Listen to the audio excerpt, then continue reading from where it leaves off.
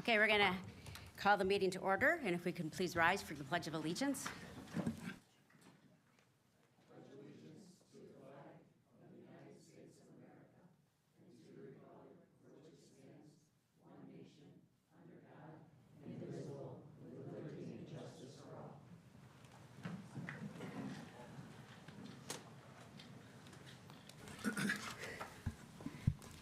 Okay, welcome everybody. We're going to start this evening with our Golden Apple Awards. So Dr. Lanz. Thank you, Madam President. I'm happy to turn it over to Ms. Muir. Thank you, Dr. Lanz. First, we have our first Golden Apple Award winner is Sarisha Sisla, an ASD paraprofessional at Hickory Woods Elementary School. Sarisha was nominated by her coworker, Beth Roberts, because she is a kind, dedicated, and patient paraprofessional for students with autism. Thank you, Sarisha, for coming forward. For 6 years, Sarisha has worked in the classroom with a consistently positive attitude and strong connections to students and families. She celebrates each accomplishment her students make and knows how to gently push every child towards reaching their full potential through steady encouragement. Sarisha's charismatic personality and perseverance inspires students and staff to love school and strive for success. She mentors new paraprofessionals by modeling effective strategies in special education classrooms and guides families by sharing what has worked for their children. Sarisha supports students as they transition into general education classrooms, using creative approaches to help them feel comfortable, accepted, and successful. She is also an outstanding collaborator who works closely with staff to problem solve challenges and support students' growth. Thank you, Sarisha, for making a lasting difference every day through your genuine love for Hickory Woods community and for the children with special needs. It is our honor to recognize you this evening.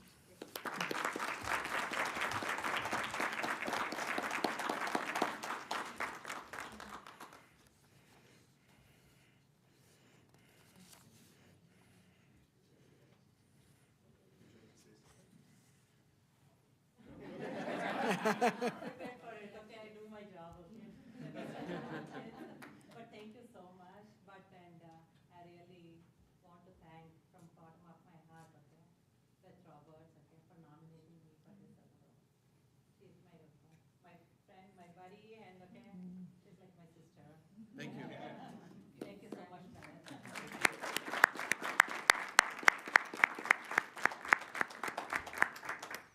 Ms. Muir, if you'd like to continue with our next Golden Apple. Okay, thank you, Dr. Lanz. Our next Golden Apple Award winner is Michelle Brown, school social worker at Walnut Creek. Michelle was nominated by her coworker Marie Walker because she represents the district with professionalism, compassion, and dedication. Michelle makes a meaningful impact not only within the school, but also in the wider community through her volunteer work with Hospitality House. She manages weekend food program at Walnut Creek and has led both holiday food programs this school year, reflecting the district's commitment to supporting students and families beyond the school day. Michelle consistently models kindness, calmness, and reliability. She supports students beyond her caseload and offers a listening ear to her colleagues, demonstrating empathy and teamwork that inspire those around her. Michelle finds creative and flexible ways to meet the needs of students and staff, continually adjusting her schedule to provide support where it's needed most. She manages a large caseload while willingly taking on additional responsibilities, driven by a genuine desire to help others and make a positive difference. Thank you, Michelle, for serving as a safe and trusted presence for our students and staff, and for remaining positive and composed even in challenging situations. It is our honor to recognize you this evening.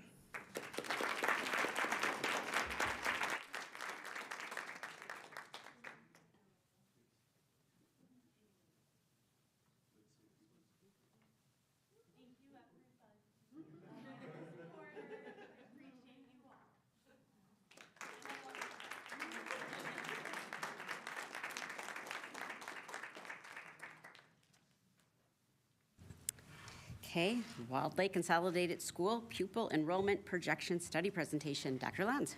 Thank you, Madam President. I'll be happy to turn it over to Mr. Wills from PMR. As the community and the board may remember, we do this annually. and about this time of year. So it helps us when we do looking at staffing for next year, and helps us when we're determining long-term trends in the district. Mr. Wills, whenever you're Yes. ready. Thank you, Dr. Lons, and President Kaplan and board members, administrators. Again, thank you for the opportunity to provide enrollment projections for Walled Lake Consolidated School Systems. Going back in time, we actually started our engagement in 2010 with a newly named superintendent by the name of Ken Gutman. So again, if you remember in 2010, coming out of the Great Recession, the state took away $470 per pupil.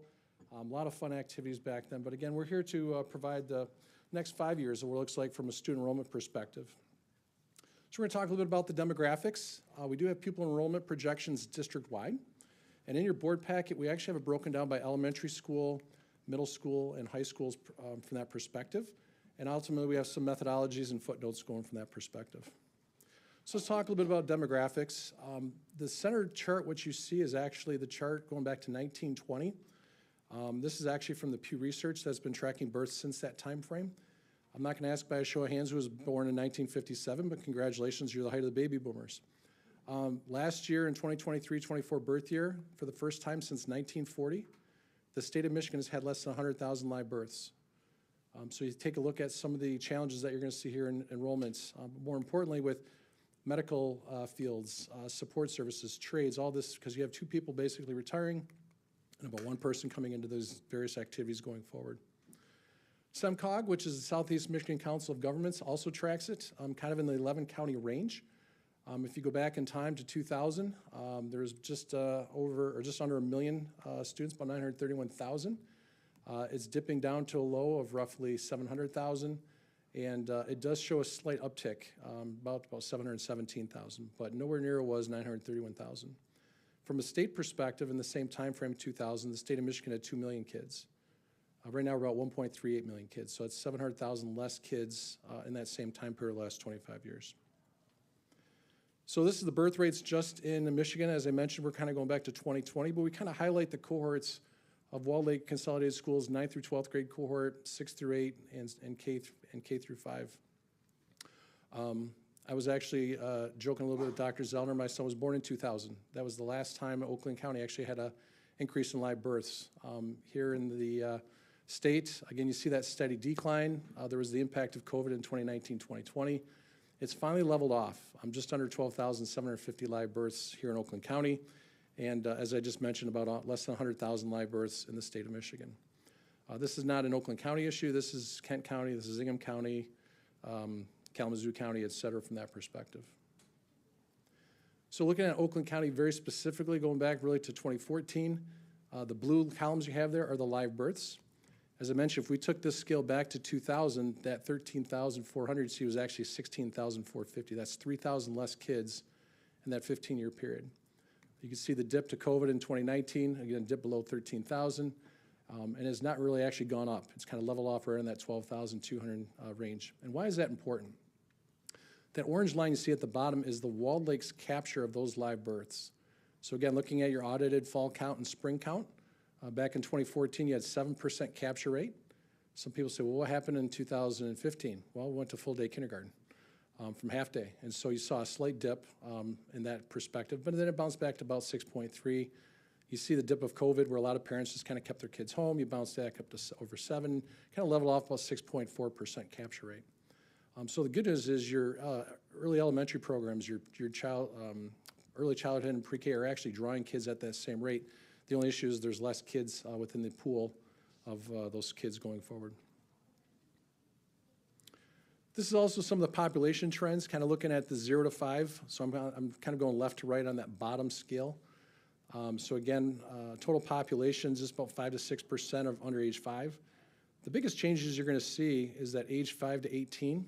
So again, going back to 2020, there's about 19% of the population was 5 to 18. Guess what? Now it's down to 14%. So pretty significant drop there. 18 and under used to be 25%. Now it's 19%. One of the things you will notice, though, on the far right side is that the orange is actually growing. And what that means is people want to move to Walled Lake, or they've stayed in Walled Lake, their kids have graduated, moved out of the district, and they're not relocating. I'm sure they have a great mortgage rate that was prior to where we're at currently, and so guess what? They like the amenities of the Walled Lake area. the surrounding municipalities. And what's that doing is preventing some of those younger families from backfilling those houses from that perspective. Talk about household incomes. So again, taking a look kind of from 25,000 greater up to 250,000. Again, what's great about Walled Lake schools is you have very strong taxable value, which allows you to consider capital programs kind of on a repetitive basis, not just now, but into the future going forward. Same thing with home values. You'll see decreases kind of in that 100 to 200,000 range, but increases in the 400, 500, and 750 range. So again, my son he's 25, looking for a house, and unfortunately can't afford anything in this area. So at the end of the day, that's some of the challenges I think with the younger families moving in, is that challenge of affordable housing at that entry level. We are seeing families move that secondary house, so you're going to see that middle school level, high school level kind of leveling off because you have that inbound migration from that perspective.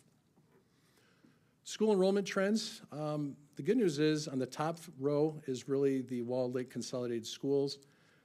Again, taking a look at the dark blue comparative to the light blue.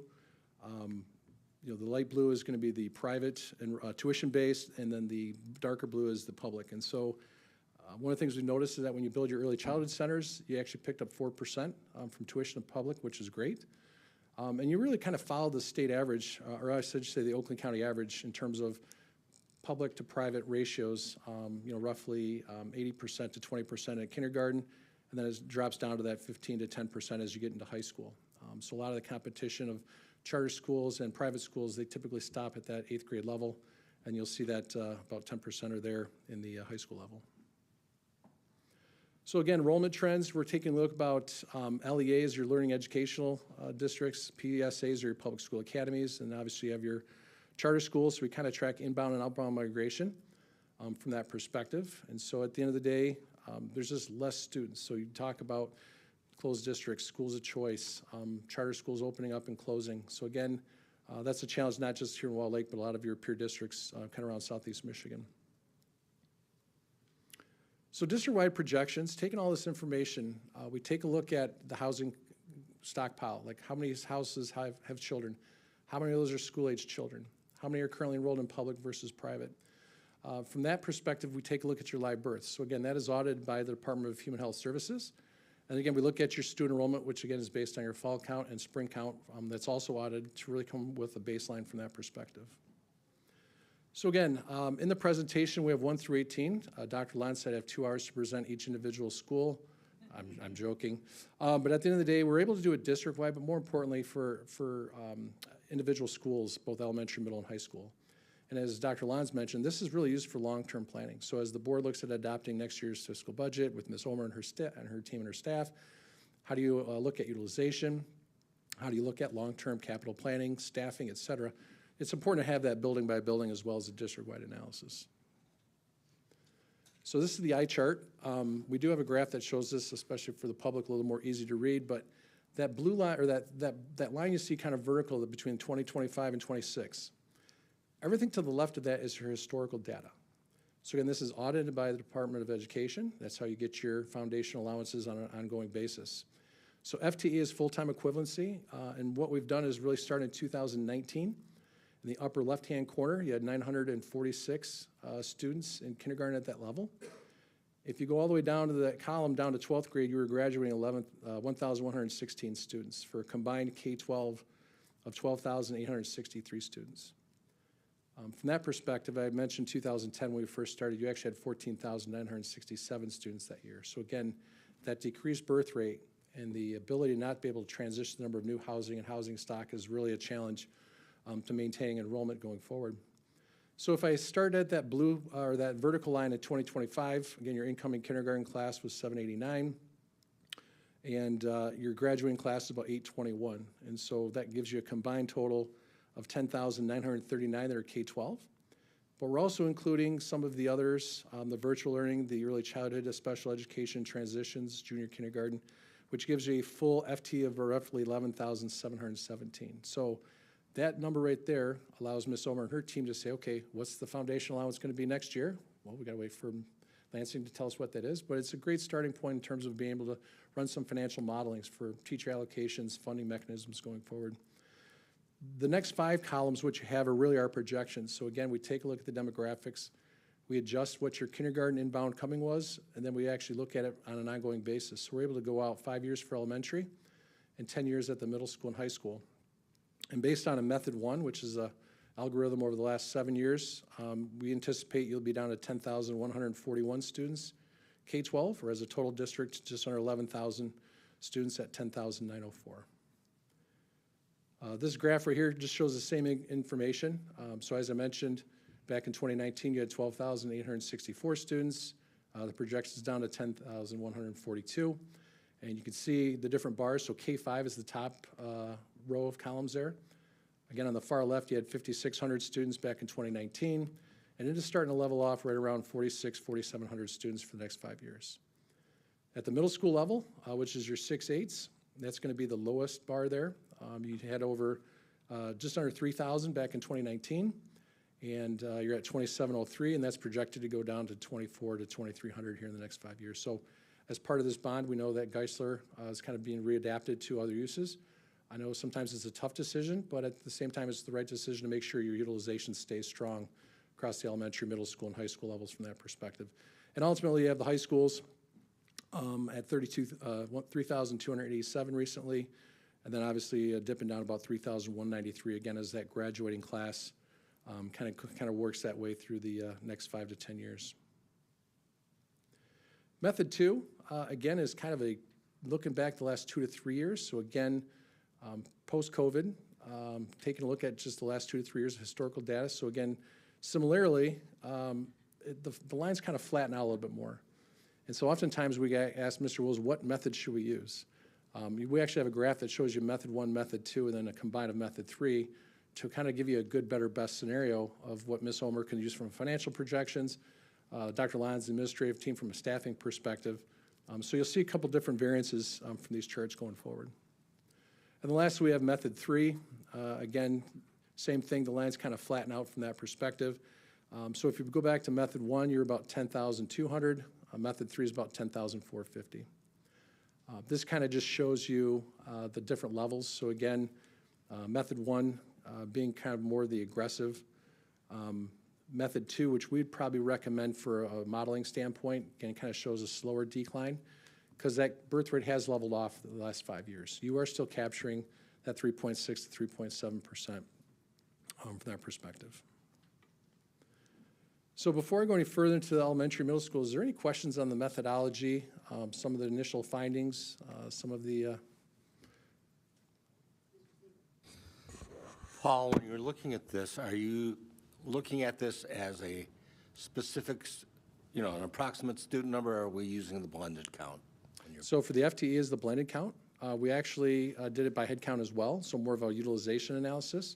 The initial presentation, I think, was over 80 pages, so we kind of said, let's focus on the foundation, foundation or full-time equivalency, so that is that blended rate of the 90-10 from that perspective. That's why you saw some of those decimals. It's hard to have 961.3 kids, but that is that blended rate, Trustee Siegler, that you're asking about. And the other thing, as we look at this number, realizing that this is spread, the loss is spread throughout grades. It's not specific to any building per se. It is, yeah, like I said, it's just kind of an equal. They don't come in, you're not losing them in 20 pockets of 25 students per classroom. And so, again, one of the things you'll see kind of by elementary school is they're kind of gradually kind of in the same boat. Same thing with the middle school and high schools from that perspective. So, Mr. Lippett. Paul, you described, from what I heard, 3 main factors for our population loss. Change in birth rates, I heard affordable housing or lack of it, and people aren't moving out. correct. Would you point to one of those as the most compelling factor of the 3, or? I think the most compelling factor is declined birth rate. So again, the Pew Research has been capturing this since 1920. Last year, the first time mother was over the age of 30. And if you look at the birth rate replacement, it's 1.44 births compared to 2.225 retiring and moving on. So again, that's a major challenge. And again, we work with Utica schools. They used to have 30,000 kids when I used to work with them. Now they have 23,000. That's 7,000 less kids in 15 years. Obviously, we've been very fortunate to have that inbound migration and, again, some of that secondary home affordability. But at the end of the day, even some of your peers that are growing, I mean, they're only growing by 150, 200 kids for districts of 7,000, 8,000 students, but they're also able to build 3,000 or 4,000 homes in that 250 to 300,000 range, which is attracting those younger families. So as you go out the 96 corridor, up and down the 23 corridor, that's where we're seeing some of that growth. And SEMCOG, I encourage you, they've got a great 50-year model that shows birth rates and capture rates and the population ages, et cetera. I just took one snapshot of a 40-page report, but it's very telling that the birth rate is the biggest challenge from that perspective, because as you get a higher discretionary income, guess what? Those percentage of private versus public tend to grow a percentage or two, but when you have 16,000 live births and now you're at 12,500, that's 4,000 less kids times 10 years. That's 40,000 less kids in Oakland County. So hopefully that answers your question, Trustee Abbott. Yep. Any other questions? Mr. Siegler. Just, looking back at this, at our peak when we opened up Geisler, and we had given the state a number, and the state laughed at us and said, you don't need all of this room. And we opened up Geisler with, I believe, 8 portables at the time on the back of the building, and we had to add classrooms over that. And what I've noticed for years in the district, and having looked at this one, we were looking at Maple and at Oakley Park years ago, is that people are staying in their homes. They are retiring and they are staying within the community. And I know that when we did a study for Oakley Park over a 5-year period, it was something unbelievable, almost a 3-year increase in the age of the residents that were staying there over a 5-year period. So it's telling. Yep. Anybody else? Okay, thank you. We transitioned to elementary schools, and again, these are in your packet. So again, I know that you've got quite a number of these, but in the essence of time, again, you can kind of see Commerce Elementary flatten out around 480, about 430 at Dublin, Glengarry right around 300, Hickory Woods about 450, 460. So Keith Elementary about 500. Same thing with Loon Lake, just under 500. And then Mary Ellen Guest right around 340, 350. Meadowbrook about 485. And Oakley Park about 375. Pleasant Lake about 433.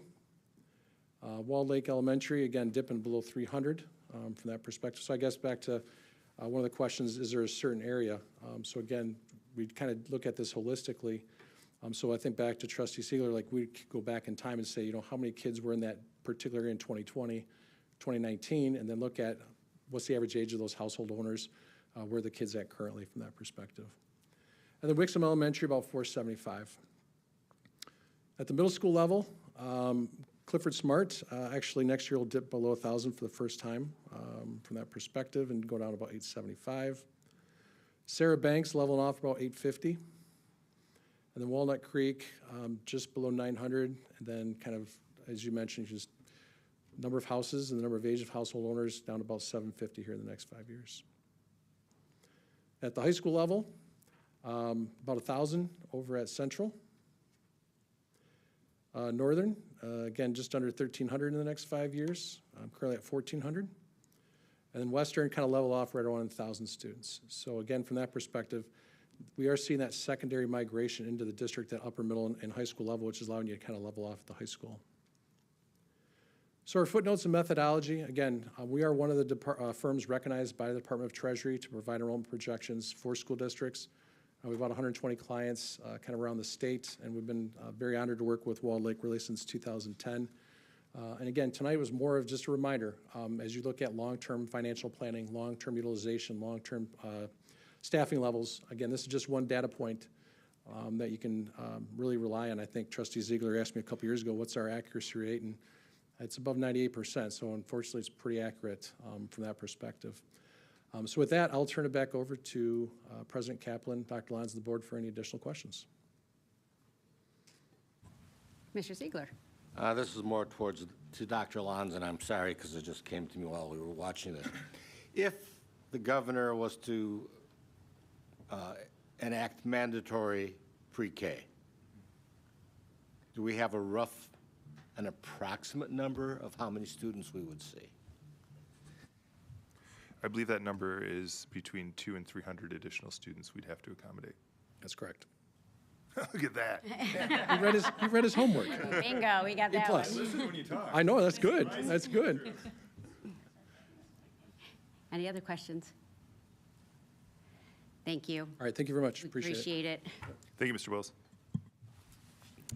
Okay, we're moving on to Lake Sarah Youth Assistant Annual Report. Dr. Lons. Would you like to turn it over since you're so involved with them?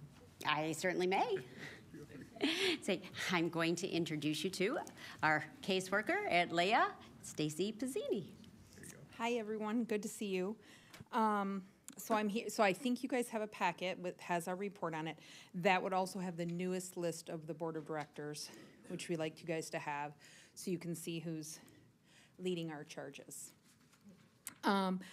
First, I wanted to say thank you guys for your continued support. You guys have all been a huge support to us over the years, so we totally appreciate that. I am supposed to let you know that the Taste of the Lakes is coming yet again. September 29th will be the 25th anniversary. I was also asked to make sure that we let you know that we are super fortunate to be able to work with Matt Weber and Dan Durkin and his department in helping us continue to make that such a exciting event that gets us most of our funding throughout the year to help support the children and families. A couple statistics for you guys. In 25, we serviced 225 caseload families, which is where I'm working with them for casework support. So that'd be like short-term counseling, resourcing, caseworking. To date, as of January 1 of this year, we've already seen 97 families, so we're on target to beat the 225 from last year. Without that, when I was scanning the numbers, I was fascinated to hear that we've actually serviced more than, it's a little over 1,000 children last year. Between our programs that we do, for those that aren't familiar, we do an Adopt a Family with Huron Valley Hospital, a Shop at the Cop, and a Shop at the Hero event.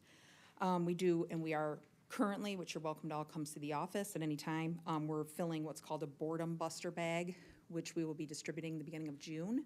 That will be going to all the fourth graders in our Title I elementaries. And that is exactly what it sounds like. It's a social emotional learning bag, a boredom buster bag for kids who we feel could be at potential risk of, getting home, parents are still working, they're home alone, they don't have a lot of things to do. It's a boredom buster bag to keep them active, engaged. We put a book this year, it's called Stella, that's going in there to help them read and close that, to help minimize that achievement loss during the summer months. We also are doing yoga and art therapy in the schools, skill building and camp scholarships for those who qualify and need funds. And we also have been partnering with the PTOs to provide some support for assemblies or whatever the schools need at that time. As always, thank you for your guys' support. If you have any questions, I'm happy to answer them. And I'm trying to make it quick and easy because I know. Anybody have any questions? Thank you, Stacy. Thanks. Thank you, Mrs. Van Leeuwen. I'm just going to put a little plug here. Please come to Taste of the Lakes. Please participate with Lake Sarah Youth Assistance. We do a fantastic job with helping the students all within Walled Lake, and Stacy works exceptionally hard, is trying to manage, and she has a very difficult job, and all the support that we can get, the better. So we appreciate everything you can do for Taste of the Lakes and for Leah. Thank you. Now we're going to move on to enhancement millage update. Dr. Lons. Thank you, Madam President. As the board and the community may remember, a few months ago, our board decided to approve the option for the Board of Education at Oakland Schools to place this on the ballot. 80% of the Oakland County schools also approved the Oakland County Board to place it on the ballot. They did so, and so now we have it as an August election. So I'd like to give a brief overview to the board and to our community as to what the enhancement millage is and what it specifically means for Walled Lake. So what is a millage? A millage is a voter-approved property tax. That's nothing new. We've had millages for, at least since I remember when I was hired back in 1992, but they had millages then. I'm sure they had it before. And that's the number one way that we are funded as a school district. So this is a millage that would be for the Oakland County homeowners only. The funds would be distributed equally to all public schools and eligible public school academies. Each district would receive approximately $781 per student annually. So that would be on top of the foundation allowance that we receive from the state of Michigan. Each district maintains local control over how the funds are spent, and there wouldn't be restrictions. As our community knows, we've been very fortunate to have the support for our bonds and for our sinking funds, but our community also knows that those funds can't be spent on typical general fund expenditures. And if I remember correctly, about 78% of our general fund expenditure is personnel, and none of those funds can be used to support personnel. We all remember a few months ago when we had the opportunity to approve our tentative agreement with our teaching, and tonight we have the opportunity to approve our tentative agreement with our administrators. We definitely want all of our staff to be paid appropriately, and that's difficult to do under the current funding model from the state of Michigan. So why now? I spoke to this a little bit, is that we have a situation in our schools in Michigan where over time, the foundation allowance that we get from the state of Michigan has not even kept up with the rate of inflation. We receive over $10,000 in foundation money from the state. Over that same period of time, it should be over $14,000 from the state of Michigan. Obviously, $781 does not bridge that gap completely, but for us, it's a step in that right direction. And you'll see in a few moments that we're not the only district or the only county that believes this. Many students in the state of Michigan are being served by enhancement millages. So as it says here, our costs have outpaced the increases, our costs have outpaced inflation, and our special education is completely underfunded by over 40%. Remember that we transfer over $6 million out of our general fund to support our special education students.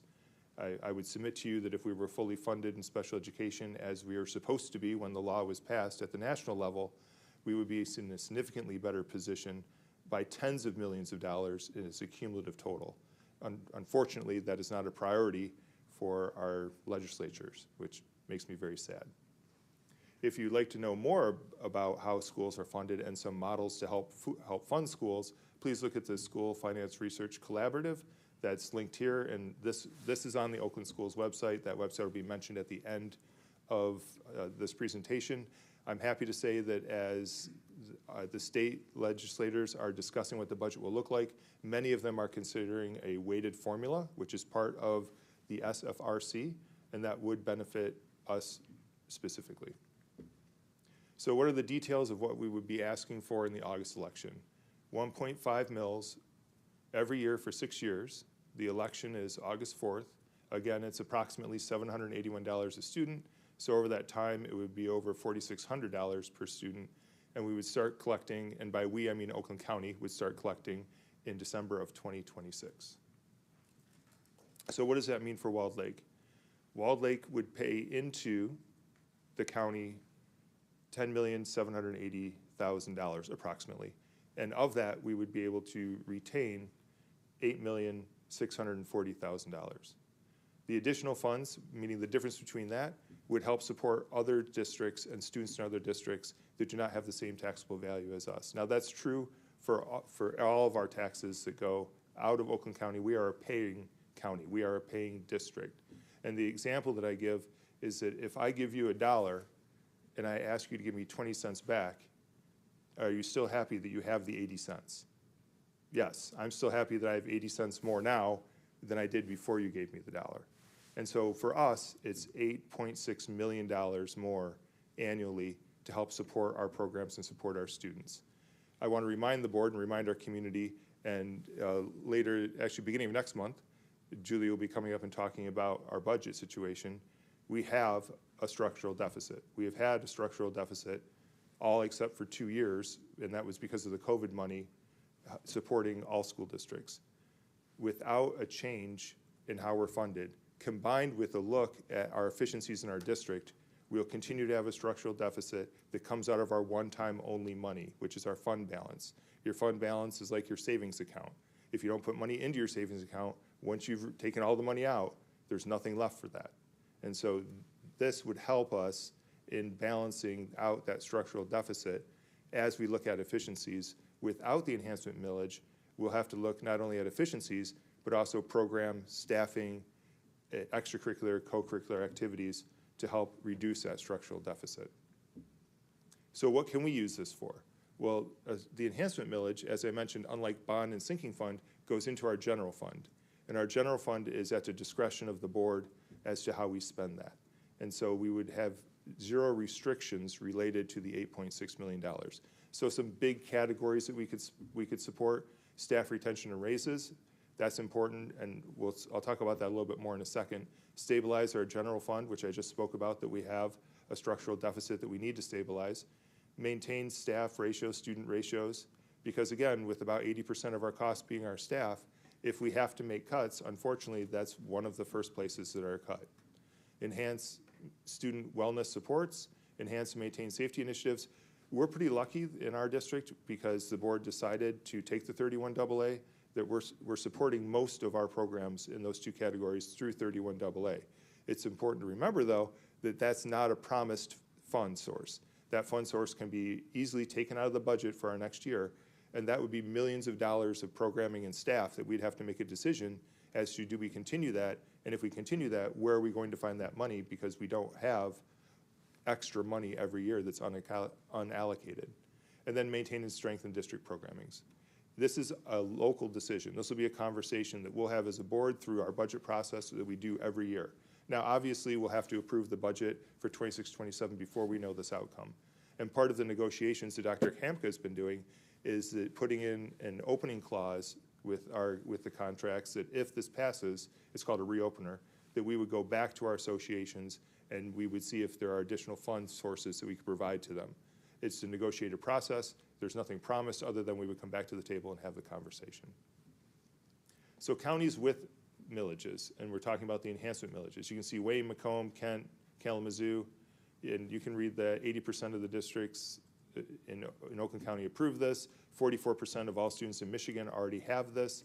And the two most important for us is Wayne and Macomb. And we've talked about that when we're talking about being competitive with our wages. When they are getting hundreds of dollars more per student than everyone else in Oakland County is getting, it becomes very difficult for us to be wage competitive because remember, all of us are getting the same basic foundation grant now. Everyone in Michigan is getting, Ms. Sommer, 10,050. Everybody gets that now. Some districts get more, but now they get that plus $200 or $300 more. So obviously, they can be significantly more competitive in their wages than we can be. And so what does that mean for our taxpayers? Now, I want to be very clear that taxable value and home worth are two very different things. So if you go to sell your home today, that's the value or the worth of your home. Your taxable value is typically about half of that amount. And so if you believe your house is worth $200,000, if you were to sell it, you're going to get $200,000. When you calculate how much this would cost you, you calculate off of half of that, which would be $100,000. So in this case, it'd be about $150 a year. You jump up to, if your house is worth $400,000, do you calculate it off of $400,000? Nope. You take half of that, and that would be about $300 a year. On the website, which is the oaklandenhancementmillage.com, there is a tax calculator there. Just be very intentional and comprehend as you're doing it so that you're putting in the right data, because bad data in gets you bad data out. So make sure you're remembering there's a difference between what your house is worth and what your house is taxed at. Why did we choose for an August ballot?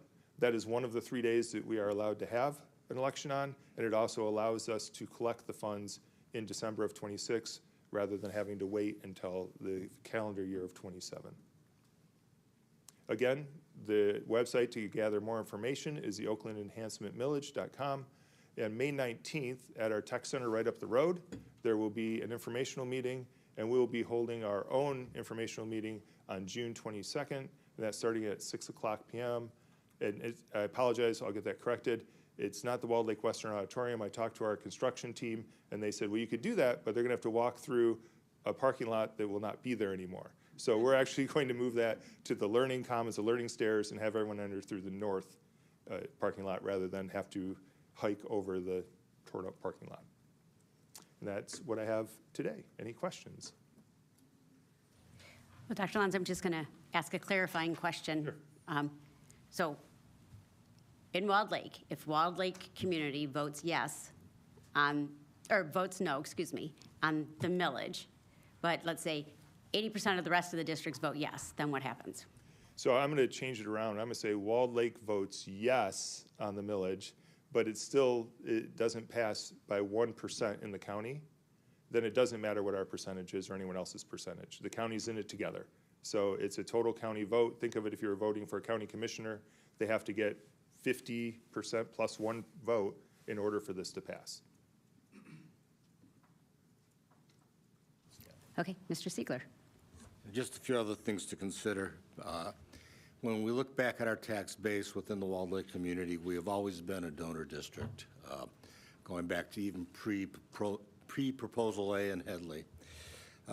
If we talk about special ed and special ed funding, you know, IDEA was set up so that we were going to get 40 cents or 40% back for our IDEA funding. Our high on that was 16 one year. We are back down to about 11 and a half currently. And when you talk about your fund balance as a district, I know that there are some people in this room that will remember when we had a fund balance of over $26 million of spendable income, and we had a board budget book that would equate to the A through Z World Book Encyclopedia dictionary, and now you're down to a book that is maybe 20 or 30 pages because we have been forced over the years to literally strip down programs. So, you know, our fund balance is important to us as a community. It is our savings account.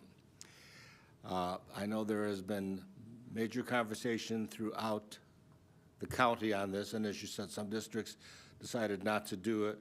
But at the same point, if it passes, we all benefit from it. Absolutely, and Mr. Siegler, just to follow up on that, there are also 11 other school districts that would be donor districts. We're not the only one, and we're not even in the top 4 of districts that would be donor districts in Oakland County. Mrs. West. This just came to me as I was listening. If more counties continue to have enhancement millages in the future, could that affect how the state determines our funding down the line? So like giving us less funds, possibly. Yeah, I'm not sure that the state really cares about what counties do related to funding. I think that they have their priorities, and sometimes we make the top 3, and sometimes we're in the bottom 3. It really just depends on what their priorities are for that time. So I would not predict that that would be the case, and maybe if 100% of the counties did it, then there could be a discussion about that, but until then, I don't think it would be a major factor. But that's a great question. Okay, thank you, sir. Great, thank you. Okay, we are going to move on. I do not have a card for public commentary. I know, you're all looking at me like I'm crazy, but I do not. I know. Say whoop, whoop. So we're going to move on to administrative commentary. Dr. Lanz. Thank you, Madam President. Mrs. Omer. Thank you, Dr. Lanz. Just a couple of things. We're going through our support staff or non-teaching staff open enrollment process.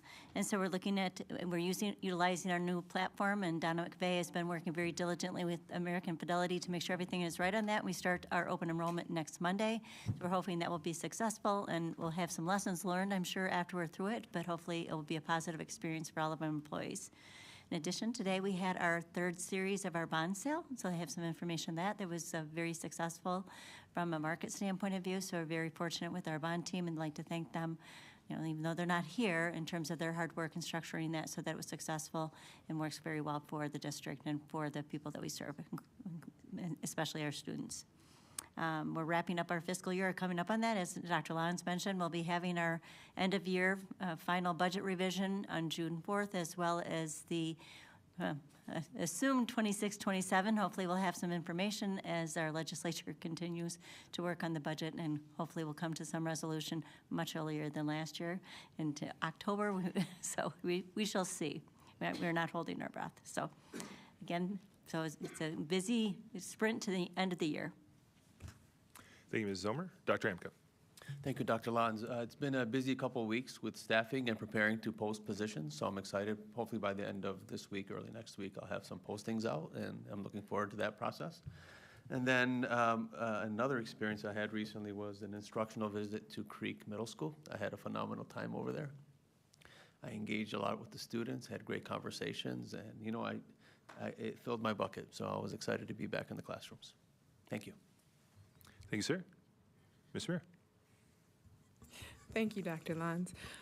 Just wanted to mention this evening we had our information session at our Adult Transitions program for our incoming ATP students for the 26-27 school year.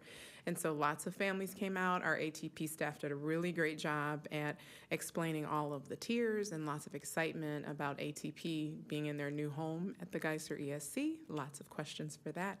And so lots of excited families and students that came and asked questions about all of the important things, about libraries and gymnasiums and lunch. So really exciting time, important questions for them planning. And then I'd also like to mention that May is Speech and Language Pathology Awareness Month, and I just want to say thank you to our team of speech and language pathologists in the district. They have a wide-reaching impact from birth to 26. Our SLPs work with students and parents and families in the community, in our schools, really making sure that our students learn and develop those communication and language skills and early literacy skills, and so their impact is far-reaching, and we're just thankful for them and their impact. Thank you, Ms. Muir. Mr. Durkin. Thank you, Dr. Lons. Our district's Senior Shoutout social media campaign continues to highlight and celebrate the accomplishments of the Walled Lake Schools class of 2026. We encourage families with graduating seniors to access the submission link included in each Senior Shoutout post so we may recognize and celebrate their students' achievements with our community. Senior Shoutouts will continue to be featured on the district social media channels throughout the summer, so no rush, but I recommend you get them in soon. And we will continue to honor the many successes of the class of 2026. Thank you, sir. I just have two items. One, I had the opportunity to see Cinderella. It was a fantastic production, so thank you for everyone that put in the time and effort to make that such an amazing experience for me. And secondly, a shout out to Mr. Durkin and his team for the acknowledgement of our Staff Appreciation Week. I know things are happening in buildings, and I hope the staff feels appreciated every week. This is just a specific week that we acknowledge it. We're very fortunate and very lucky to have the team that we do here, and it's the Walled Lake family, and I'm happy to be a part of it, and I'm happy to acknowledge the great work that they do. Madam President. Thank you. I'm sorry that happened. You know, if you can talk to us after, or if you want to do next time, that would be great. Thank you. Very sorry about that. I just filled out the form and I thought it was the QR code. I didn't realize there was a card. So Yeah, no worries. Okay. Now we're going to move on to board commentary. We're going to start with Mr. Lippett. Sorry. She always moves it around. Thank you, Madam President. So first off, graduation.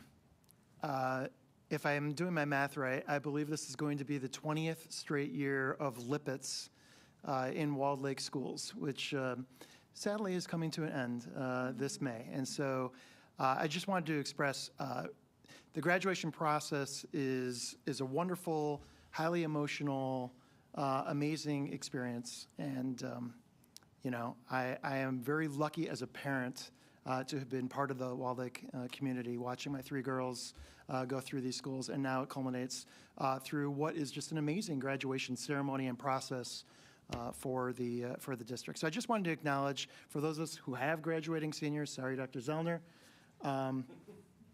be careful. It's an emotional time right now, and we're all kind of struggling with it. So, so thank you for everybody who's involved in producing these great graduation events on behalf of Walled Lake Schools. Second is I had a chance to go to Walnut Creek Middle School and have lunch. And I have to tell you, I haven't had school lunch I don't even know when. It's been a long time. And let me just say for the record, it's delightful. Like the food is so much better than when I was a kid. The choices are so much better. The healthy choices are good, although I will acknowledge I had chicken nuggets. But the point is that there are lots of healthy choices, and I just want to say thank you to the staff and particularly the students who tolerated these old people coming in and stealing a table from them. Steal their table. And taking their food. I did not get a chance to play ping pong, but I will get there next time to manage that. And I did have chocolate milk. Oh my gosh. I'm so sorry, Denise, if you're listening to this.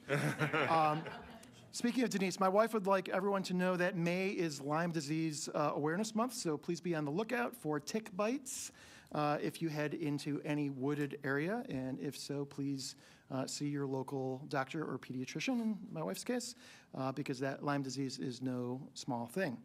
Also, for those of you who don't know, May is Jewish American Heritage Month, which recognizes the contributions of Jewish Americans throughout our nation's 250-year history. But I mention that now because I wanted to acknowledge a growing threat that has risen in American public schools, and that is, of course, anti-Semitism. The issue may sound distant to Walled Lake schools, but it is affecting communities everywhere in Oakland County. Schools should be places where every child feels safe, respected, and free to learn. But for many Jewish students, that promise is absolutely being challenged. Nationally, the Anti-Defamation League reported that more than 9,000 anti-Semitic incidents have happened in the United States since 2025. That is the highest number ever recorded since the tracking began. It's nearly a 900% increase over the past decade. And Oakland County itself has seen some pretty troubling examples. Just last week, CBS Detroit reported an anti-Semitic stickers discovered during, oddly enough, Multicultural Night. And this was at Beverly Elementary School in Birmingham. So, this is an elementary school, of all places, to see anti-Semitism. What should have been a celebration of diversity was overshadowed by hateful messages. As a reminder, anti-Semitism in school does not always appear as dramatic headlines. Rather, it sometimes is just simple slurs in a hallway, graffiti, even offensive jokes, or students being singled out because of faith or identity. Walled Lake schools are known for strong schools and cohesive communities. That means we have a responsibility to lead. So if hatred appears here, we mustn't dismiss it as a prank or an isolated incident. Every act of anti-Semitism sends a message that some students are less welcome than others. So what should schools do? First, we enforce a zero tolerance for hate or bullying or harassment in Walled Lake schools. I'm very proud of that. Thankfully, we have that here. We have a very strict policy with respect to harassment and bullying. But I fear the data implies this policy, unfortunately, will need to be leveraged sooner than later. Students need to know that targeting others because of religion or ethnicity has real consequences. Second, strengthening Holocaust and anti-Semitism education. When students understand history, they are less likely to repeat it. I can't tell you how proud I was of Walled Lake Schools and the PTSA, led by Hillary Glazer, hosting an event at the Ziegelman Holocaust Center in Farmington Hills. Events like that are invaluable to education and reinforcing the lessons of anti-Semitism throughout our history. And third, teachers and staff should continue to recognize anti-Semitism quickly and respond effectively. The Anti-Defamation League has valuable resources in this regard as part of their No Place for Hate program, and I was pleased to see that their relationship with the NEA was reinforced this past year. I hope we continue to build school culture where students can stand up for one another. As you know, silence allows hate to grow. This isn't only a Jewish issue, it is a community issue. When one group is targeted, every student becomes less safe. Walled Lake schools must continue to lead by example, where hate is always confronted and where every student knows that they belong. Thank you very much. Dr. Zellner. Thank you, Madam President. First of all, and thanks to Mr. Durkin for letting me say this, congratulations to the Walled Lake United Lacrosse Lakes Valley Conference champions, and especially to Zeke Dell, number 13, my senior, one of my two. So really exciting to see how successful that season has been this year. It was an interesting season last year when all the teams well, it was Wall Lake, Western, and then the United team all came together, and seeing those boys work together and coalesce as a team this year and be so successful has been really delightful. I want to, while we're talking about seniors, and I got like a little choked up when you said that. I'm not gonna make it. You're gonna see me at graduation just sobbing on the stage. We just have a few more weeks, and we can do it. We can do it. Seniors, you've got this. Don't give up yet. May is also Mental Health Awareness Month. So I just want to remind everyone to call or text 988 if you are or someone you know is experiencing a mental health crisis. This will put you in touch with the Substance Abuse and Mental Health Services Administration, and there are a ton of resources on that site, and I just want to commend our social workers, one of whom was here tonight, and all of our support staff who do so much work to support our students and making sure that they're healthy and safe. And I wish everyone a good spring, and hopefully it'll show up soon. That's what I'm hoping for. Mr. Smith. Thank you, Madam President. I want to send gratitude and appreciation to the teachers, administrators, bus drivers, paras, special services, counselors, food service, crossing guards, and all the other staff, few and far everyone that we have in our district, especially during this week, but of course all during the year. You make things happen. You're there for our kids, and I appreciate you and what you do for the community. I want to give a special shout out to the students from Dublin Elementary, my adopted school, for showing their amazing skills at their talent show last month at Wall Lake Northern. It was amazing to watch them, from their dancing to their performing to their artwork to their singing. It was just beautiful to see all the kindergartners to fifth graders there just performing their hearts out up on the stage and seeing some future potential performers in the mix there. I want to thank the Walled Lake Northern Student Leadership Team for inviting myself, among a few others, to, be a part of a very somber and powerful experience at their mock car crash event that they held.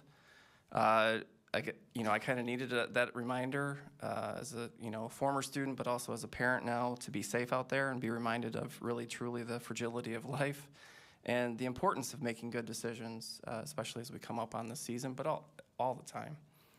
I want to acknowledge, as I think they call it now, Maycember. Many parents are facing now with all the last-minute gifts, celebrations, tests, events, things that we all have to remember all of a sudden. Oh my gosh, that have to come up. You name it, as we were winding down the school year. So just remember to pause, breathe, and try to cherish these moments, even in the chaos. From the last day of 5th grade, the 8th grade, senior year, etc. The moving up, the clap-outs, prom, celebrating graduation.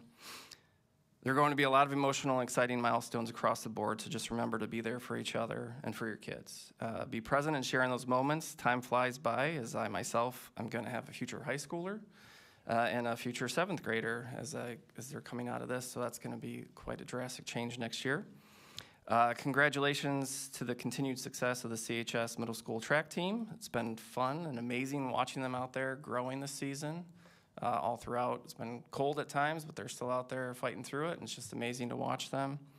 Congratulations as well on the continued success of the Walled Lake Spikers volleyball teams.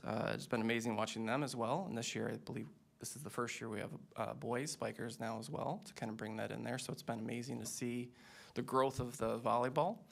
And I want to say congratulations, I know she loves this, to President Kaplan and to the many Walled Lake students and staff for their awards they received this morning at Michigan Week that we got to watch at Shenandoah, so congratulations. And I want to also reiterate that May is Mental Health Awareness Month, and just know that it impacts everyone in our community. Your experience, your journey, and your voice can help break the stigma, build understanding, and create hope and healing for others. Stigma grows in silence. Healing begins in community. So this year's theme is More Good Days Together. So it encourages us all to reflect on what a good day looks like, both for ourselves and for our communities. And together we can use that insight to connect people to the right support at the right time and shape advocacy, education, and community engagement. So I implore, as well as Dr. Zellner stated, to be there for each other, text that old friend, call your grandmother, your mother, say hi to your neighbor, talk to your fellow student, coworker about life, just to check in on them.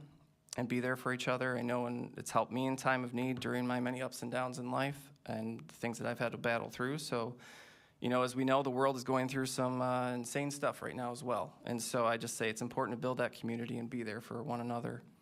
I say see everyone again at the graduation ceremonies at the end of this month, and happy Mother's Day to all the mothers out there. Thank you. Thank you. Mrs. West. Thank you, President Kaplan. Just want to say congratulations to the archery team. They're heading down to nationals right now, which is exciting. They've only been around for 4 years, I think, competing for 3. So it's pretty exciting. I also heard there's word that there's a potential student to possibly go on to Worlds. So, you know, good luck to him. So that's very exciting. With it being May, I know people are anxious. They're looking at the end of the school year. Try to stay focused. Parents, I know it's hard. Teachers, thank you so much for all you do, because we know that they're getting a little squirrely. I see that in my own classroom, so I get it. But especially for our seniors, I know you have less than a month to go, and it's hard. It's really hard. You're looking at lots of changes, which are exciting, but it's terrifying all at the same time. So my heart goes out to both of you going through all this. But it's a fabulous time. So congratulations to all of you. I look forward to seeing you at graduation. And lastly, I wish my son a very happy birthday today. He's turning 16, so I love you, buddy. I'll see you soon. Mr. Siegler. Let's see, we've already discussed Cinderella, so thank you, Dr. Lons. Graduation, it's something that you look forward to every year. I've had my opportunity to partake in many of them, and it's, you know, I always used to tell the kids when I would give the speech, stand up, wave to your parent, and throw them a kiss, because it's the photo op moment for the parents, and it's also probably the biggest collection of tears that you'll ever see in any individual arena. So I'm looking forward to it again. We have retirements coming up this month, and we will honor our retirees. I'm looking forward to that. Lunch was excellent, and I enjoyed my hawk sandwich, and I did not have chocolate milk, thank you. And the students that photobombed us were absolutely wonderful. It was really great. As Mr. Smith mentioned, the mock car crash, I wish it was something we would have taped. Having had a friend whose child passed years ago, it was very emotional for me.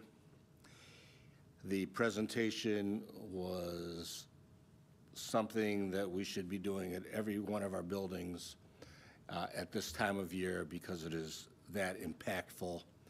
And I look forward to seeing more of this in the future, because we do have an increased need for it. Michigan Week breakfast this morning, again, great turnout, great accolades for all of our students, our administration, colleagues sitting at the table. It's fun. I spent last weekend probably overdoing it a little bit, and I wanted to bring my class documents with me, because I participated in 5 classes in Lansing for the Michigan Association of School Boards, and I tried to I got 4 of my 5 budget classes for my certification out of the way. Mrs. Omar, it gives me a great respect for you and your staff, even better than what I've ever had. One class that really struck me was the class on budgets and how to truly read your budget book. I took a class probably over 20 years ago, very much like that, but you know, times have changed, things have been updated, and it was really impactful, and I recommend that any of my colleagues that can get up there to take some of these classes, please continue to do so. I know Mrs. Crafton was there for the weekend, and again, thank you for doing what you're doing with that. Now, the fun part. So I've been sitting in a few budget hearings, and Mrs. Omer basically said, we hope to have a budget. And up until last week, I would have thought we probably could see a budget. agreed on before July 1st. But based on what I'm hearing now and what I'm seeing, I have this ill feeling that even though it's an election year, that they might break for the summer without a budget. There's too much of a divide in some areas, and the ability to give and take and talk with reason has evaporated to a great extent from Lansing. You know, as we talk right now with the $250, that'll bring us up to $10,300, possibly on a weighted formula. Again, you know, you have the House budget, the Senate budget, the governor's budget. Senate and governor's budget are more towards a weighted formula and would benefit us with the percentage increases that we can see. And if they do indeed roll those into the foundation allowance, it's probably something that we will benefit on a yearly basis because they're not really likely to go in and eliminate things that we have in the foundation allowance. If they just say, well, we're going to give this to you for this year, that's a warning sign. And a lot of what we're going to see will come out of the consensus revenue conference, which I believe is May 15th, with tax collections down in the state, with car sales down, everything that we are hoping to see could evaporate.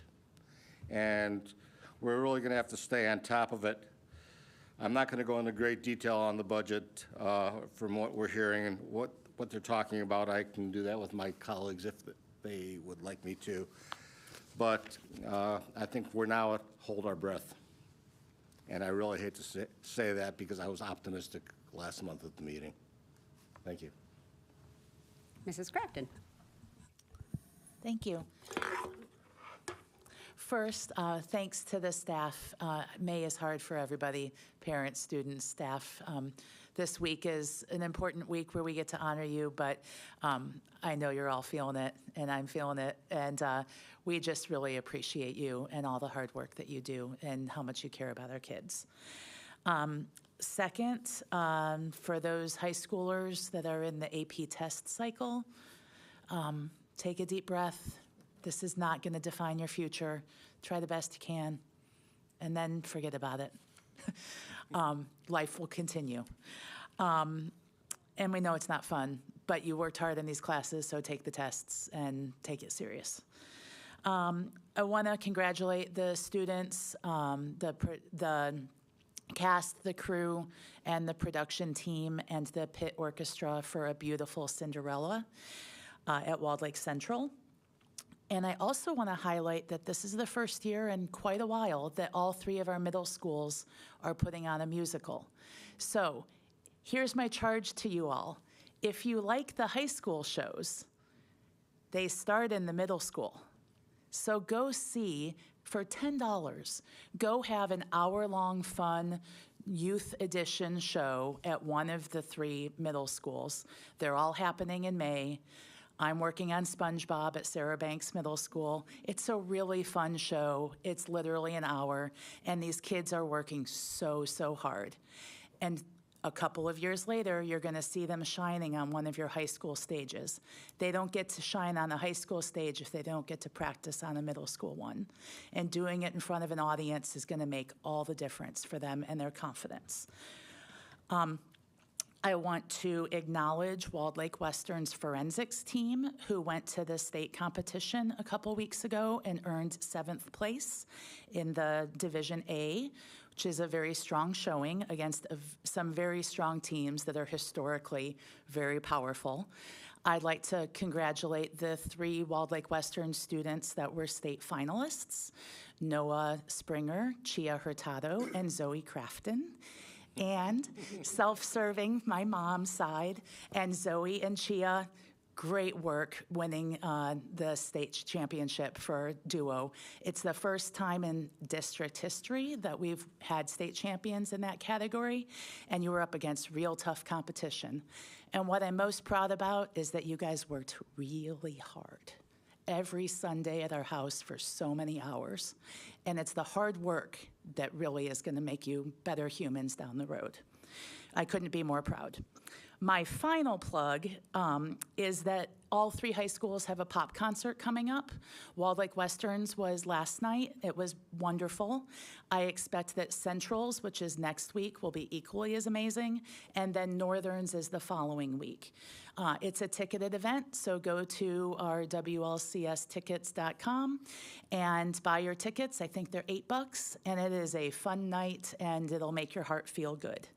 As Mr. Siegler mentioned, I did go to the MASB training last weekend and spent 15 hours in professional development and then networking with board members from other districts. Learned a lot about kind of how other people approach board meetings, and hope to bring some ideas to my colleagues here and see if we can improve the way we function together based on what I learned from other districts. So more on that to come.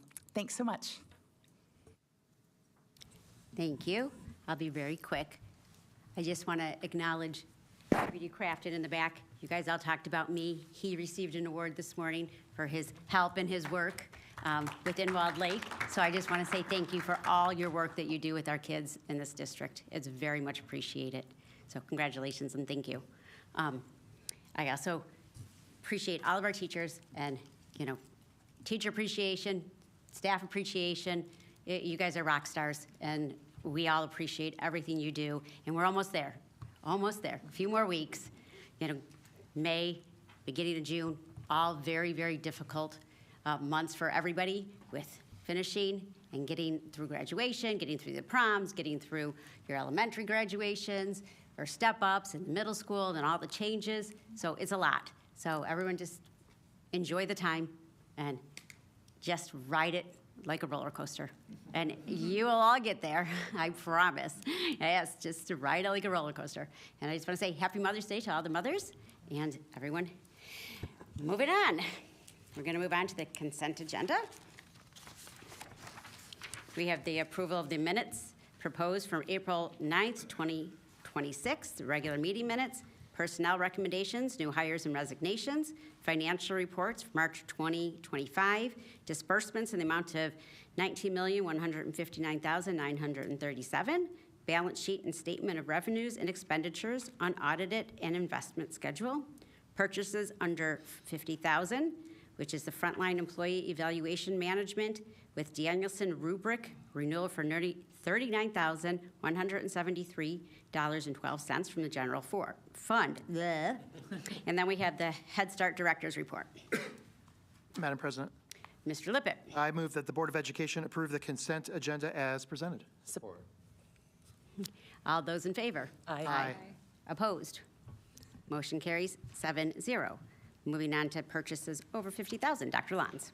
Thank you, Madam President. I'm going to start with the AP US History. I need to let the board know that there is a typo in here, and it is not Mrs. Byers' fault. I had a chance to speak with our Learning Services team this morning, and it is actually the 18th edition, and the copyright date on that is 2025.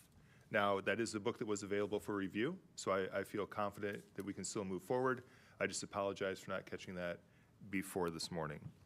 So to align with current AP standards and guidelines, the committee met to determine a new textbook for AP US History, as the current textbook is from 2013 and is no longer in compliance. After meeting several times and reviewing several textbook options, the committee recommends the purchasing of the American Pageant 18th edition Wadsworth Learning at 2025 in the amount of $70,460.50, which includes textbooks and a 6-year digital license. Madam President, Mrs. Crafton. I move that the Board of Education approve the purchase of AP US History High School textbook entitled The American Pageant, 18th edition, Wadsworth Engage Learning, 2025, in the amount of $70,460.50 from the general fund. Support. Discussion. Mr. Smith. Just, I know you can answer this because just for the general public who are watching or listening, when you're evaluating all textbooks, there are multiple people on this, reviewing this, taking time, all from the community, just so. That's correct. There's multiple educators on it. There's a rubric that they use to evaluate each resource.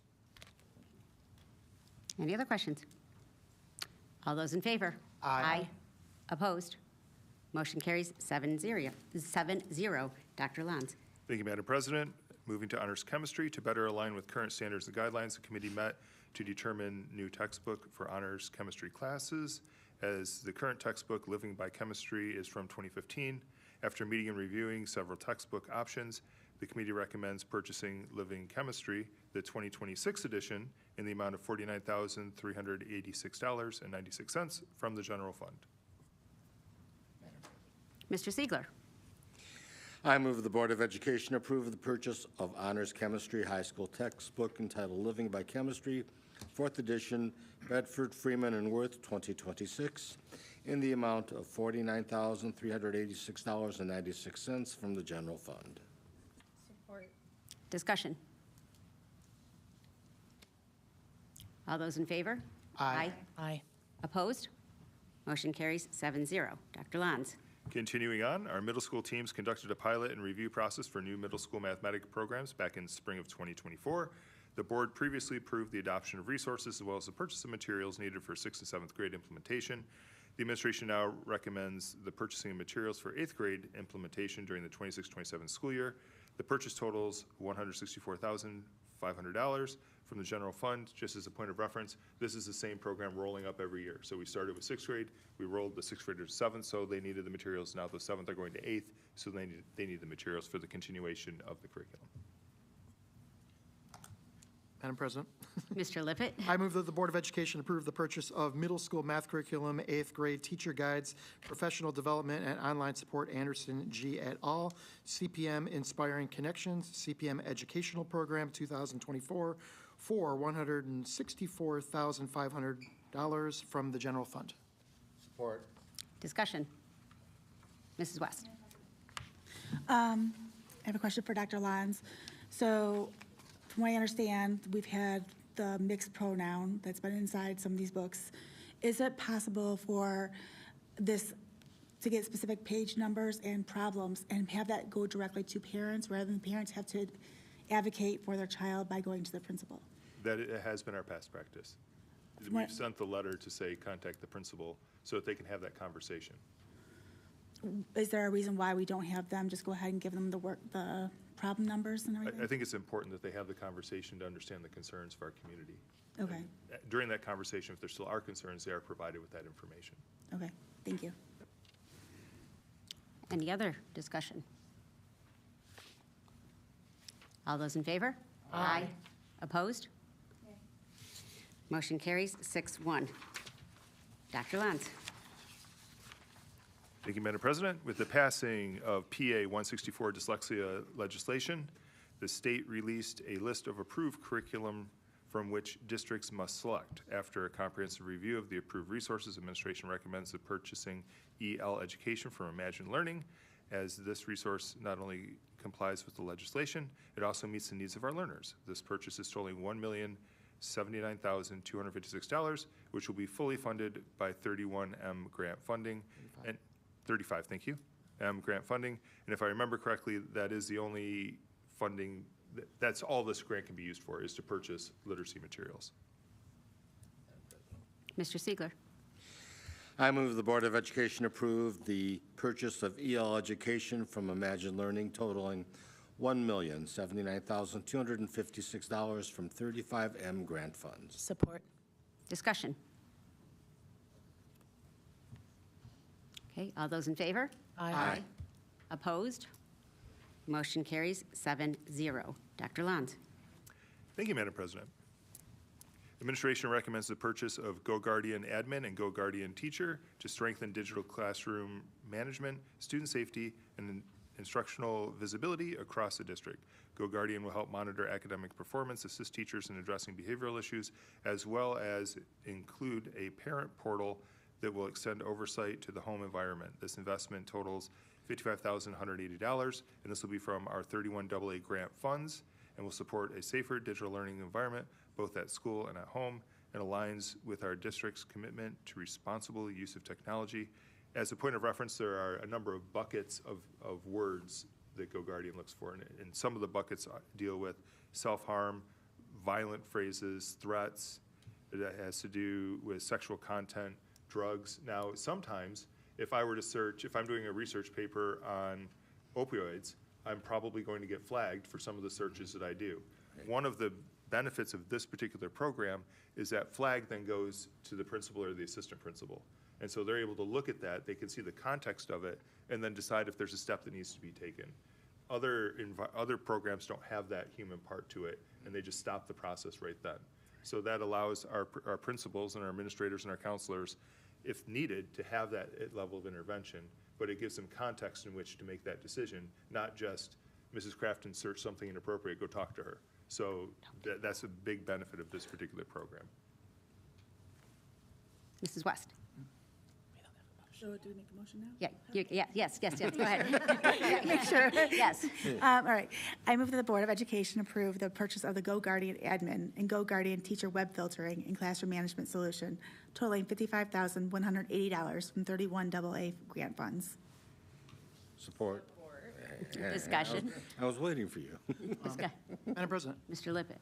Dr. Lyons, just have one follow-up question for you. Sure. When legitimate queries are made that are flagged, and I totally respect that the human element then steps in, once the determination is made that it's a reasonable request, flagged though it may be, is the workflow then back to the student directly from this designated human person, or does it go to parents, or does it, like, what happens then?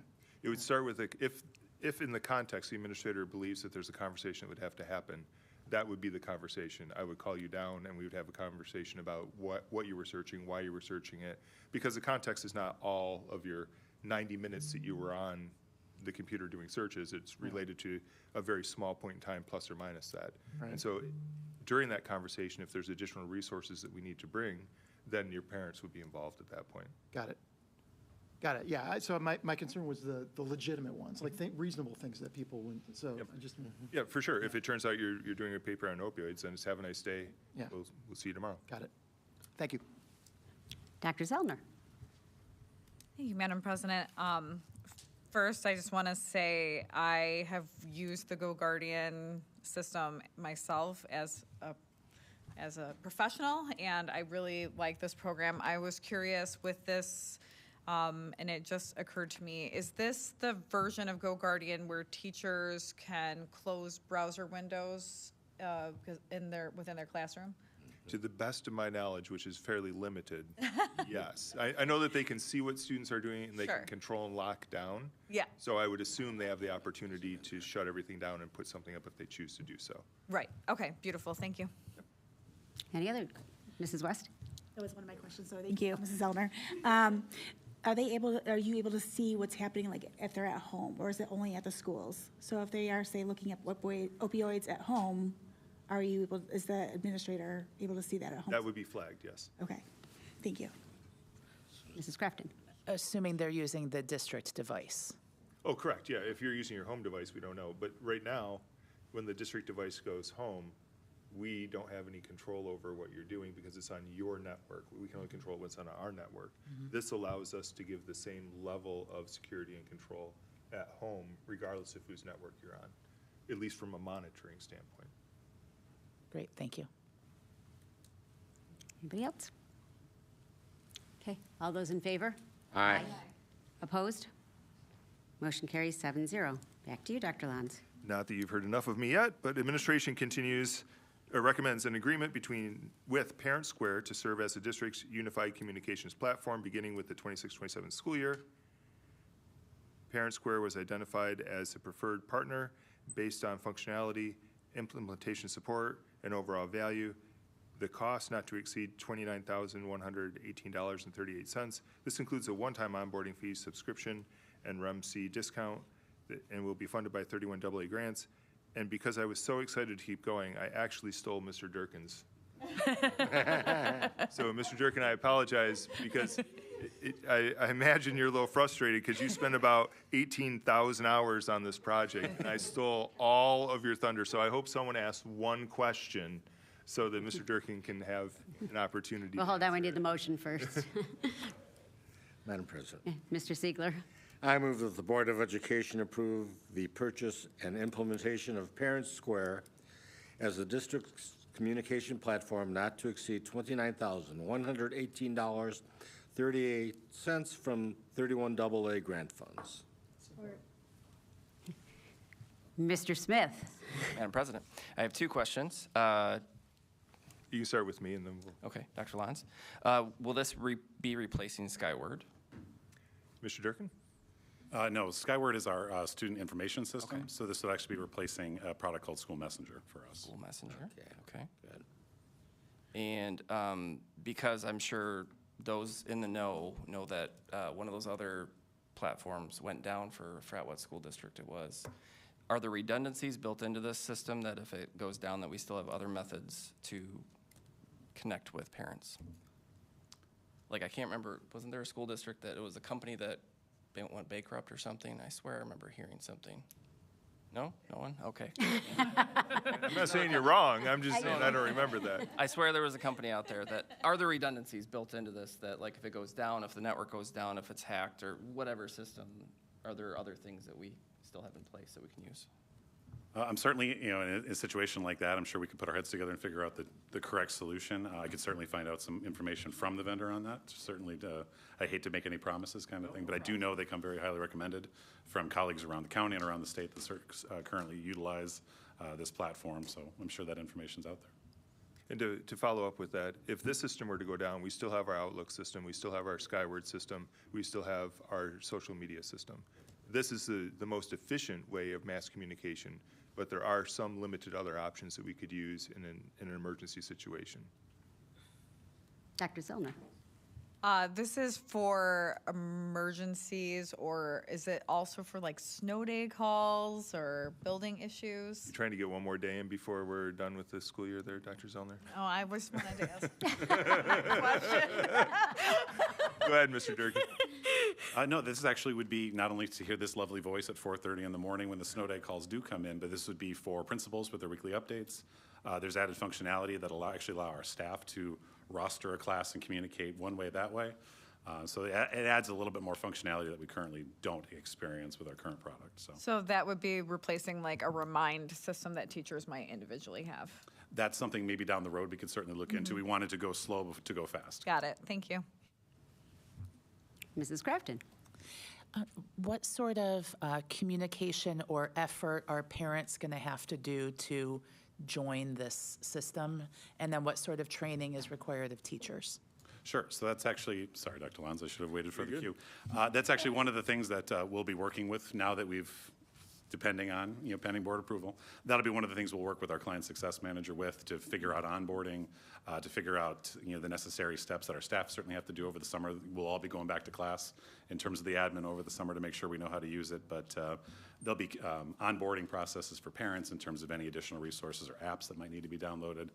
They really do a good job of making us feel good in terms of anyone in the room doing the evaluation to make it as smooth as possible, because we all know as parents there's one more thing is one more thing, so we want to make sure that it's as smooth a process as possible. Thanks. I do know that one of the things that Mr. Durkin's committee looked at was ease of use and how intuitive it is. So of the products that he reviewed, this scored high in that particular category. Great, thank you. Anybody else? Okay, all those in favor? Aye. Opposed? Motion carries 7-0. Back to you, Dr. Lanz. Bid awards. The board and our community may remember that last month, the board approved the Geisler Educational Services Center furniture package. Unfortunately, as we were putting that package together, there was a typo in the original invoice that we received. Fortunately, we have a system in place that cross-checks everything. So once the board approves a purchase, it goes back to, in this case, TMP, the architects that we work with, and they cross-reference everything that we've approved versus the original invoice. And so when we received really a compiled invoice, it had, if you recall, about 18 different furniture companies on it. The very first line, I think it was Herman Miller, had numbers transposed. And so I appreciate you approving that package. Unfortunately, that wasn't quite the right number. So what I'm asking you to do today, similar to volleyball, we're going to do a do-over, and this will override the previous approval. So quotes received from the 24 bond program furnishing package, Phase 1 for Geisler ESC, Phase 1 furnishing from multiple furniture contractors. The administration recommends the procurement of the furnishing packages totaling $926,962.19 from 2024 bond funds as presented. So that's approximately $170,000 increase from what was approved, but that is the amount that should have been approved originally, and it's still under that budget of what we thought for Phase 1 it would be. Mr. Siegler. I move the Board of Education approve the furnishings package for Phase 1 of the Geisler Educational Services Center totaling $926,962.19 from the 2024 bond funds as presented. Support. I have one quick question, Dr. Lenz. Yes, ma'am. So I just want to verify. So once we approve, if we approve this, it voids what we approved last month. So that, you know, approval that we gave last month is ripped up in the garbage, you know, it's not there. Sure. Yeah. Okay, just in theory, yes. Yeah, that's good. Yeah. Yeah, we won't be paying him twice. Just want to verify where we're at. Yes, ma'am. Any other questions? All those in favor? Aye. Opposed? Motion carries 7-0. Dr. Lenz, continue. Yes, ma'am. The board may recall about 6 months ago, we approved the LU system. This is the final step in that process. The first step was approving the purchasing of the equipment. The second step is approving the installation of that equipment, which is what I'm bringing you today for your consideration. Interactive LU system was previously purchased for elementary schools, school buildings, early childhood center, and Geisler Educational Services Center. Administration is now recommending the approved installation totaling $143,690 from the 2024 bond funds. Mr. Smith. Oh, got in first, sorry. He made eye Madam contact President, first. I did. I move that the Board of Education approve the installation of the LU systems at the elementary schools, the Early Childhood Center, and the Geisler Educational Services Center totaling $143,690 from 2024 bond funds. Support. Discussion. I'm very excited about this being implemented. The kids are going to love see this. it. Yeah, yeah, I was gonna say, I might want to try it. Well, we could do a but- remote board meeting. Yeah, right. Get over there. Might want to try it, but I'm very excited for this. That was my question, is if we could try it out. Yeah, absolutely. Can you try it? It'll be just on the other end of the school when we move over. We'll bring some chocolate milk Early with us. study How's that? Mr. That's Lippitt. it. Okay, any other questions? No, I wanted. All those in favor? Aye. Opposed? Motion carries 7-0. Dr. Lenz. Movable wall in Hickory Woods Elementary School is no longer operating properly. This is the wall that separates the gym from the cafeteria. Administration recommends replacing the wall for a total cost of $86,259 and of course 99 cents from the 2019 bond funds. We're replacing it with a removable wall, so we're not building a permanent wall. We're just putting in a new movable wall. Madam President, Mr. Lippitt. I move that the Board of Education approve the replacement of the movable wall at Hickory Woods Elementary School totaling $86,259.99 from 2019 bond funds. Discussion. All those in, I never realized these things cost so much. How big they are. I know, I just. yes. Yes. All those in favor? Aye. Opposed? Motion carries 7-0. Dr. Lenz. Our final bond package for this evening, administration is recommending the approval of the first round of technology for Geisler Educational Services Center totaling $360,559 from the 2024 bond funds. Mr. Siegler. I move the Board of Education approve the purchase of the first round of technology at the Geisler Educational Services Center totaling $360,559 from the 2024 bond funds. Support. Discussion? Okay, all those in favor? Aye. Opposed? Motion carries 7-0. Dr. Lenz. For as much as I would like to continue, I will circle this so I didn't run you over, Mrs. Omer. Mrs. Omer. I would have been so upset, Dr. Lenz. The Michigan School Code requires the ISD budget to be presented to the board of each of the constituent districts for review. In addition, each constituent Board of Education, not later than June 1st of each year, shall review the proposed ISD budget and adopt a board resolution to support or disapprove the proposed budget. The assistant, myself, has reviewed the proposed 26-27 Oakland Intermediate School District budget, and based on the information presented and reviewed the materials provided, supports the budget. Mr. Siegler. Thank you. It's in two-parter, but I move the Board of Education support the proposed 2026-2027 Oakland Intermediate School District budget as expressed in the resolution. Support. Discussion. Dr. Zellner. Thank you, Madam President. As the public may remember, when I was appointed, I work for Oakland Schools, so I will be recusing myself from this vote. That is all. That is all. Thank you. Any other discussion? Mr. Siegler. And as a reminder to my colleagues, we're only voting for the general education portion of the budget. Nothing else is involved other than that portion of the budget. Any other discussion? Okay. All those in favor? Aye. Opposed? Abstained? Aye. Motion carries 6-0 with one abstention. I know. Okay, Dr. Lanz. Thank you, Madam President. It is my pleasure to turn over to Dr. Hancock. Thank you, Dr. Lanz. The district is proud to present this 3-year ratified agreement with the Walled Lake Schools Administrators Association. The contract represents a significant and strategic investment in our administrators and positions the district to remain highly competitive within Oakland County. This is a 3-year agreement covering the 2026-27 school year through the 2028-29 school year, providing stability, consistency, for both staff and the district. The agreement includes salary enhancements for all administrators, supporting the district's continued effort to attract and retain strong leadership. Compensation improvements throughout the agreement include step advancements, on-schedule increases, and additional compensation enhancements across multiple years of the contract.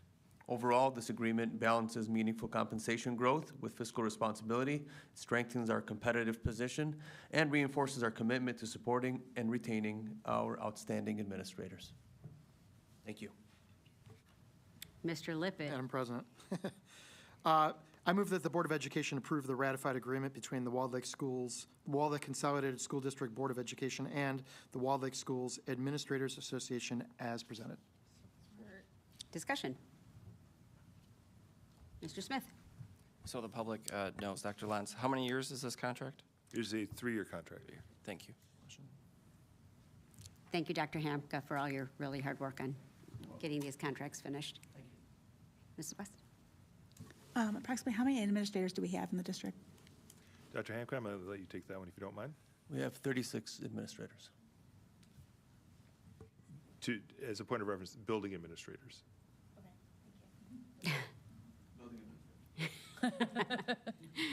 Any other discussion? Okay, those in favor? Aye. Opposed? Motion carries 7-0. So I'm going to take this next one. Lakes Area Youth Assistance, which is LEA, is a preservation program within the Oakland County Circuit Court. Youth Assistance has been in Walled Lake since 1960.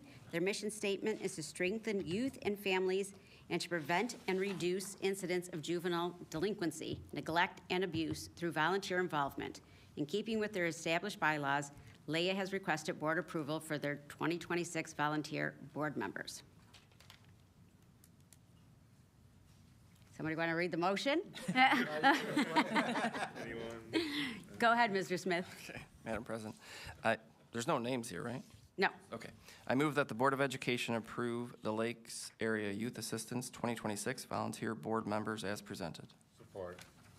I just want to say thank you to all of the board members. You guys work tirelessly and do a fantastic job supporting all of the students in this district, so thank you for that. Anybody else? All those in favor? Aye. Opposed? Motion carries 7-0. Dr. Lons, do you want me to pass that off, or you want to do it? Yes, ma'am, feel free.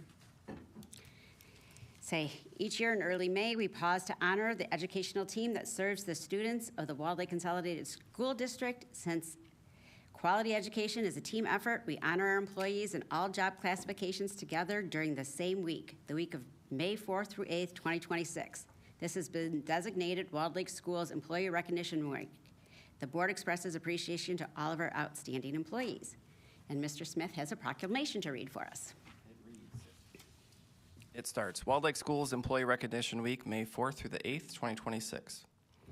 Whereas the week of May 4th through the 8th, 2026 has been designated Walled Lake Schools Employee Recognition Week to recognize the excellent contributions of all employees throughout the district. And whereas the staff of Walled Lake Schools is an outstanding group of employees, each and every one of them essential to maintaining the quality education we offer our students. And whereas although the Board of Education has honored employees on an individual basis during the year, the other devoted and dedicated staff members in the district have received little formal recognition for their able and distinguished service. And whereas our para-educators, food service workers, secretaries, warehouse delivery persons, transportation bus drivers, mechanics, maintenance persons, teachers, supervisors, and administrators are highly valued members of the Walled Lake Schools family. Now, therefore, be it resolved that we, the members of the Walled Lake Schools Board of Education and the administration, hereby proclaim May 4th through the 8th, 2026, Walled Lake Schools Employee Recognition Week, and thank and congratulate all our school district staff for their excellent contributions to the education of the students of the Walled Lake Consolidated School District. Thank you. This is for discussion. Oakland School Boards of Education election. Oakland School Board of Education members are elected by an electoral body composed of one person designated by the board of each constituent school district. The revised school code prescribes that each constituent school district must designate a representative to this electoral body by adopting a resolution. Mr. Siegler? Yes, go ahead. I would be happy to do that, as I will be there canvassing for the election as well that evening. Okay. Anybody else want to put their hat in for, being this person? Mr. Siegler has done it for us for a number of years, so we appreciate his dedication to being there. Thank you, Mr. Sigler. And the nice thing about this year's election for the Oakland School Board is we actually had one candidate apply. So we'll make it very easy. We've had one candidate. We had one candidate apply Okay. for the Board of Education. Okay. The Oakland School Board, Mr. Gary Huff. Gary is a former Troy School Board member, also a retired police officer, and was and is a very dear friend, so I'm very happy to see him. Replacing Mr. Eller, who will be retiring after many, many, many years. I can say that, George is my senior. And not only I believe it was the Novi Board, but also the Oakland School Board. Thank you. South Line? Thank you. Oh, thank you. Thank you, Mr. Siegler, for doing that for us. So we're going to move on to Board Policy Administrative Regulation Update. Dr. Lenz. Thank you, Madam President. This is an update to 2001 AR student fees, deposits, fines, and charges that will be updated to reflect the 26-27 Primetime Care Program rates. Just informational for the board. Thank you. Before I say adjourn, I'm just going to say to my fellow board members, if any of you newbies want to find out what graduation is like and what to be expected, please just stop and ask us afterwards. And since we're going there really quick, and we'll explain to you how the day of graduation works for us. And with that, we're going to adjourn. Have a nice night, everybody, and be careful out there. What time are we adjourning at? 8:44, sorry.